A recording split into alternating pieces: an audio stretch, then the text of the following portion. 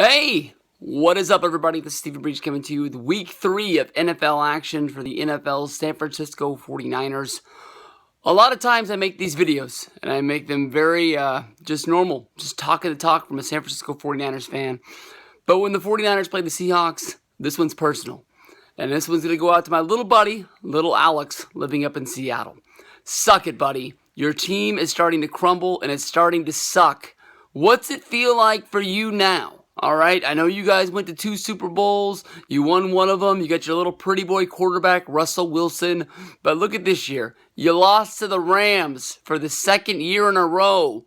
You know your team sucks. And the best thing about it is you can't talk any shit to me, little Alex, because, yes, I know my team sucks too.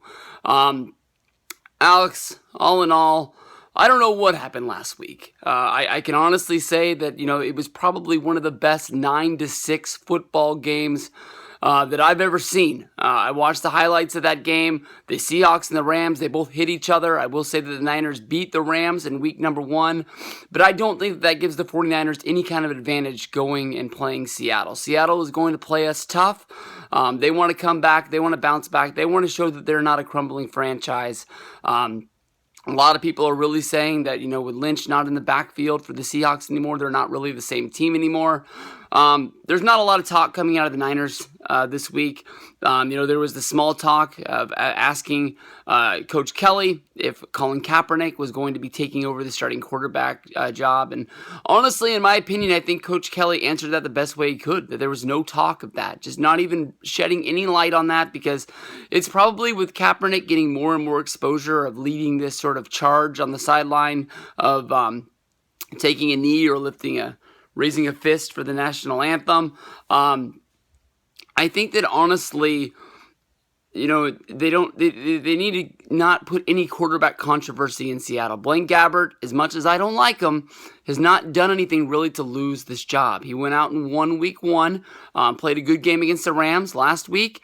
Honestly, we played against a good Panther team that went to sleep on us in the fourth quarter and let us back in that game. And honestly, for people who just read headlines or just look at scores, probably think the Panthers blew us out. But that was probably the closest 20-point game that I've ever seen. There was times I knew we weren't in the game and I knew we weren't coming back because I knew the Panthers were a better team than us. And if we put any more pressure on them, they would have done something to put their foot on our throat and put us to sleep. But I'm really looking forward to this game. Honestly, I think that the Niner and Seahawk rivalry died a few years ago when the Seahawks beat us in the NFC Championship game to go to the Super Bowl, where Sherman came over and was talking mess about Crabtree on the sideline. When he was on the team, I was always a supporter of him. And then when he left us and started running his mouth saying that, he's a better receiver than people think he is, his stats aren't what they should be because Kaepernick wouldn't throw him the ball. All I know is he had 3 chances in 3 of the biggest games that he played in that it came down to a pass to Crabtree in the end zone, and he didn't catch the ball. Against the Ravens in the Super Bowl, against the Seahawks in the NFC Championship game, and I think the other game in the NFC Championship game came down to him as well. Big big wide receivers make big plays. They make big catches, and that's the way it is. But, we're not the same team that we were. But the Seahawks are starting to show that they're not really the same team they are either. So I'm picking the Seahawks. Don't get me wrong. But, Alex, your team sucks.